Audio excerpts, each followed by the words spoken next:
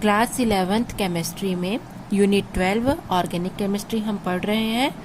आज हम लोग क्रियात्मक समूह के आधार पर वर्गीकरण देखे थे। कल हमारा इस चैप्टर का फर्स्ट टॉपिक था, पहला वीडियो था जिसमें हमने संरचना के आधार पर, ठीक है, संरचना के आधार पर कार्बनिक यौगिकों का वर्गीकरण के बारे में पढ़ा था। आज हम लोग क्रियात्मक समूह के आधार पर कार्बनिक यौगिकों का वर्गीकरण पढ़ेंगे, ठीक है। तो सबसे पहले आज हम लोग क्रियात्मक समूह किसे कहते हैं इसके बारे में पढ़ेंगे, ठीक है। यह आपके प्रैक्टिकल वर्क में भी आता है, फंक्शनल ग्रुप या क्रियात्मक समूह क्या होता है। तो लगभग सभी कार्बनिक यौगिक कम से कम दो भागों से मिलकर के बने होते हैं। इनमें से एक भाग एल्किल मूलक और दूसरा भाग क्रियात्मक समूह कहलाता है, ठीक है। तो एग्जाम्पल से इसे हम समझते हैं। यहाँ पर एग्जाम्पल लिया गया है मैथिल अल्कोहल का। तो मैथिल अल्कोहल का सूत्र होता है CH3OH, ठीक है। किस रूप में लिखेंगे इसे हम? CH3OH, ये मैथिल अल्कोहल का सूत्र होता है। तो आप देखेंगे ये दो भागों से मिलकर के बना हुआ है, जिसमें से एक भाग यहाँ से अगर देखेंगे तो इसमें से एक भाग क्या है? मैथिल मूलक, और दूसरा भाग क्या है? अल्कोहल ग्रुप, ठीक है। तो ये क्रियात्मक समूह होगा और ये क्या हो जाएगा? आपका जो मैथिल मूलक है वो आपका मूलक कहलाएगा, ठीक है। तो यहाँ पर लिखा गया है कि कार्बनिक यौगिक दो भागों से मिलकर बनता है। इसको एक को हम एल्किल मूलक कहेंगे और दूसरे को हम क्रियात्मक समूह कहेंगे। तो इस एग्जाम्पल में ये क्रियात्मक समूह है और ये क्या है? आपका एल्किल मूलक है।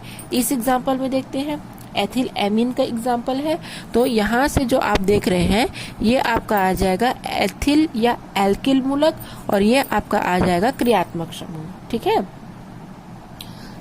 तो कार्बनिक यौगिक को जब दो भागों में बांटा गया, ठीक है, तो पढ़ते हैं परिभाषा कि किसी भी यौगिक का वह परमाणु या परमाणुओं का वह समूह या वह हिस्सा जो यौगिकों के गुणों का निर्धारण करता है उसे ही हम क्रियात्मक समूह कहते हैं।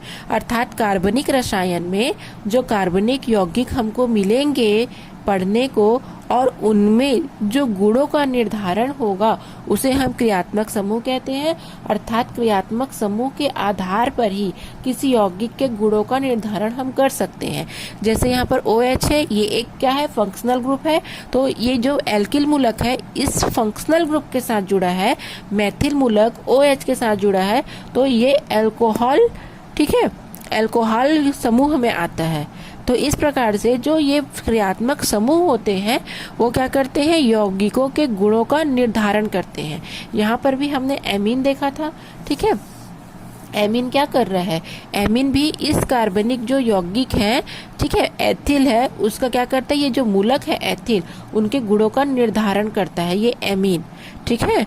तो इस प्रकार से जो कार्बनिक यौगिक होते हैं वो दो भागों से मिलकर बनते हैं, जिसमें से पहला बोला जाता है एल्किल मूलक या एरिल मूलक भी कहते हैं और दूसरा भाग को कहा जाता है क्रियात्मक समूह, ठीक है। तो आपको क्रियात्मक समूह क्लियर हो गया होगा, ठीक है।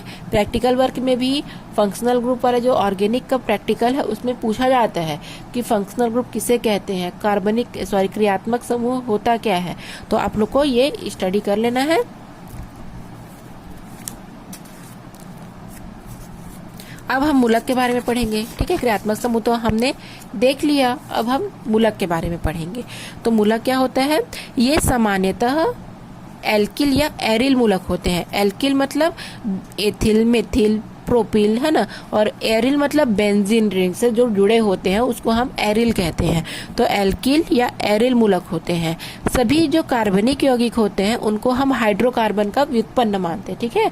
अर्थात सभी हाइड्रोकार्बन से मिलकर बने हैं, तो हाइड्रोकार्बन के व्युत्पन्न को ही हम कार्बनिक यौगिक कहते हैं, ठीक है। तो हाइड्रोकार्बन से एक या अधिक हाइड्रोजन परमाणुओं के प्रतिस्थापन के बाद जो शेष भाग बचा होता है उसे हम एल्किल मूलक या एरिल, अगर वो एथिल, मेथिल, प्रोपिल है तो वो एल्किल आ जाएगा, और अगर बेंजीन, फेनिल है तो वो एरिल आ जाएगा। तो एल्किल मूलक या एरिल मूलक कहलाते हैं और ये किसी भी यौगिक के भौतिक गुणों को प्रभावित करते हैं। इतने सक्षम होते हैं कि ये, ठीक है, यौगिक के भौतिक गुणों का निर्धारण करते हैं या उनको प्रभावित करते हैं, ठीक है। तो इस प्रकार से एग्जाम्पल से समझते हैं इसको हम लोग।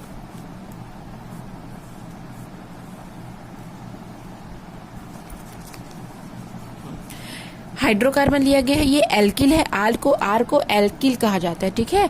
RH CH4 CH2, सब में अगर CH2 अगर हम प्लस करते जाएंगे तो ये जो, ठीक है, ये जो सीरीज है वो बढ़ती जाएगी, ठीक है। तो alkane, methane, ethane, propane, butane, pentane, आपने इसके बारे में और पूरा 10 तक का पढ़ा होगा। Methane, ethane, propane, butane, pentane, hexane, heptane, octane, नोनेन और डेकेन, ये 10 नाम आप लोग को याद करना है।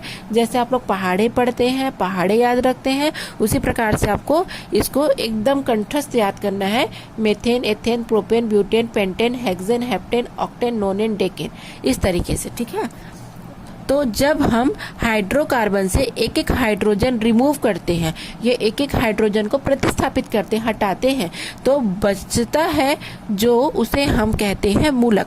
जैसे सब में एक एक H को हम माइनस कर दिए तो अब ये क्या हो जाएगा, RH, तो केवल R हो जाएगा, केवल एल्किल मूलक हो जाएगा, ठीक है। मेथेन क्या हो जाएगा, एक H कम करेंगे तो CH3 हो जाएगा, तो अब वो मेथिल हो गया, सब में क्या हो जाएगा, एल्किल ग्रुप जुड़ जाएगा, सब में एल्किल जुड़ जाएगा। इसमें एक हाइड्रोजन कम करेंगे तो ये एथिल हो जाएगा, एथेन से एथीन, एक हाइड्रोजन कम करने से प्रोपेन से प्रोपिल, एक हाइड्रोजन कम करने से ब्यूटेन से ब्यूटिल, और एक हाइड्रोजन कम करने से पेंटेन से पेंटिल। इस प्रकार मूलक लग जाने के बाद एक हाइड्रोजन का त्याग करके ये एल्किल मूलक में बदल जाता है, ठीक है। जैसे हम एरिन का देखेंगे तो एरिन में ArHC6 बटा बेंजीन या फिन भी कहते हैं, इसमें एक एक हाइड्रोजन अगर हम कम कर देंगे तो एरिन और फेनिल, ठीक है, 2 प्रकार से पाया जाता है, अर्थात मूलक में एल्किल हम जोड़ते हैं।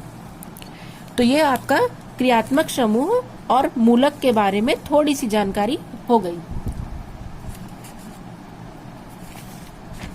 अब हम लोग क्रियात्मक समूह और उनके सूत्रों के बारे में पढ़ेंगे, ठीक है। क्रियात्मक समूह और उनके हम सूत्र के बारे में पढ़ेंगे। तो यहाँ पर कुछ क्रियात्मक समूह के नाम दिए हैं और उनके सूत्र बताएंगे। जैसे डबल बॉन्ड को इन कहा जाता है, जैसे मेथीन, प्रोपीन, ब्यूटीन, सब में इन जुड़ेगा, क्योंकि जहाँ डबल बॉन्ड आता है वहां पर इन जुड़ा जाता है। ट्रिपल बॉन्ड है तो आइन जोड़ेगा, जैसे ब्यूटाइन, प्रोपाइन, पेंटाइन, ऐसा करके, ठीक है। नाम के अंत में हम आइन जोड़ते हैं। अगर OH है तो एल्कोहल, ठीक है, और सूत्र हो जाएगा ROH। इसका ईथर है, ये केवल O है तो वो ईथर कहलाएगा, और ईथर है तो दोनों तरफ R और R', ठीक है। CHO जिसे हम एल्डिहाइड कहते हैं, RCHO, COOH जिसे हम कार्बोक्सिलिक अम्ल कहते हैं, RCOOH। Amide CONH2, amide RCONH2 amide कहा जाता है।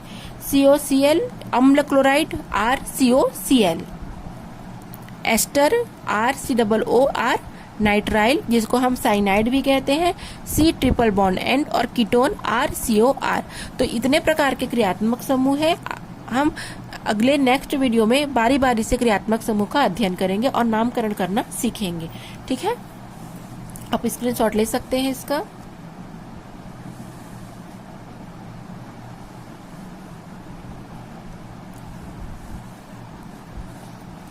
चलिए अब हम लोग एक और टॉपिक स्टार्ट करेंगे, वो है सजातीय श्रेणी, ठीक है। क्या पढ़ेंगे हम लोग, सजातीय श्रेणी। सजातीय श्रेणी किसे कहेंगे, होमोलोगस सीरीज क्या होता है। तो कार्बनिक यौगिकों को उनमें उपस्थित क्रियात्मक समूह के आधार पर हम विभिन्न वर्गों में विभाजित करते हैं, ठीक है। कार्बनिक यौगिकों को उनमें उपस्थित क्रियात्मक समूहों के आधार पर हम विभिन्न वर्गों में विभाजित करते हैं, जैसे एल्कोहल, एल्डिहाइड, कीटोन, कार्बोक्सिलिक अम्ल। इस प्रकार से उसको हम क्या करेंगे, अलग अलग वर्गों में उसको हम लोग बांट देते हैं और विभाजित कर लेते हैं।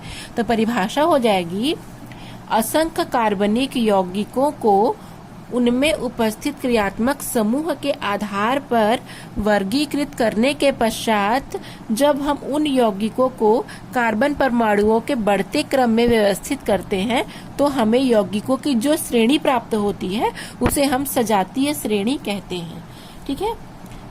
जैसे कि कार्बनिक यौगिकों की बहुत सारी श्रृंखलाएं होती हैं, बहुत सारी श्रेणियां होती हैं और क्रियात्मक समूह के आधार पर उसको हम वर्गीकृत कहते हैं। जैसे OH हो गया तो वो अल्कोहल ग्रुप का है, CH हो गया तो वो एल्डिहाइड ग्रुप का है, COOH हो गया तो वो कार्बोक्सिलिक ग्रुप का है। तो इस प्रकार से जितने भी कार्बनिक यौगिक हैं उनमें कार्बन परमाणु के बढ़ते हुए क्रम में उनको व्यवस्थित रखा जाता है, उसको ही हम सजातीय श्रेणी कहते हैं। जैसे मान के चलिए हम यहीं पर एग्जाम्पल समझाऊंगे। जैसे कि CH4 है, ठीक है। अब हम इसमें CH2 जोड़ेंगे तो क्या हो जाएगा, CC2 और 4 और 2 6, तो ये क्या हो गया, एथेन हो गया, ठीक है। अब इसमें हम CH2 जोड़ेंगे तो क्या हो जाएगा, C3 और H8, तो ये क्या हो जाएगा, प्रोपेन हो जाएगा। तो कार्बन परमाणुओं को अगर हम बढ़ते हुए क्रम में व्यवस्थित रखेंगे तो उससे जो हमको श्रेणी प्राप्त होगी उसे ही हम सजातीय श्रेणी कहेंगे, ठीक है। अर्थात कार्बनिक यौगिकों को उनके क्रियात्मक समूह के आधार पर अगर हम वर्गीकृत करेंगे, अलग अलग भागों में विभाजित करेंगे और उनमें उनके जो यौगिक होते हैं उनको अगर हम कार्बन परमाणु के बढ़ते हुए क्रम में व्यवस्थित करेंगे तो इसे हम सजातीय श्रेणी कहते हैं। एक छोटा सा आपको मैं अदर एग्जांपल से समझाती हूँ। अगर आप मार्केट से बहुत सारी सब्जियां लेकर के आएंगे, मूली, गाजर, मिर्ची, सेमी, कुछ भी, और अगर आपको उसको क्रम से जमाना है छोटे से बड़ा, तो सबसे छोटा मिर्ची होगा, उसके ऊपर सेम होगा, उसके ऊपर मूली होगा, उसके ऊपर गाजर होगा। इस प्रकार से क्या हो जाएगा, उसको हाइट के हिसाब से आप रखेंगे। वैसे यहाँ पर कार्बन परमाणुओं की संख्या के आधार पर उसको बढ़ते क्रम में व्यवस्थित करने पर जो हमको श्रेणी या श्रृंखला प्राप्त होगी उसे ही हम सजातीय श्रेणी कहेंगे। अब हम सजातीय श्रेणी के लक्षण पढ़ लेते हैं। सबसे पहले आ जाएगा सामान्य रासायनिक गुण। चूंकि श्रेणी के सभी सदस्यों में क्रियात्मक समूह समान होते हैं, ठीक है, श्रेणी के जितने भी सदस्य होंगे उसके क्रियात्मक समूह भी समान होंगे, अतः उनके रासायनिक गुणों में भी समानता पाई जाती है, ठीक है।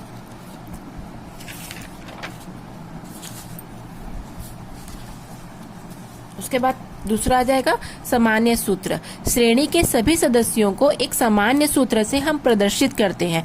जैसे एल्केन की श्रेणी के लिए ये सूत्र है CnH2n+2, जहां n क्या है, यौगिक के कार्बन की संख्या है।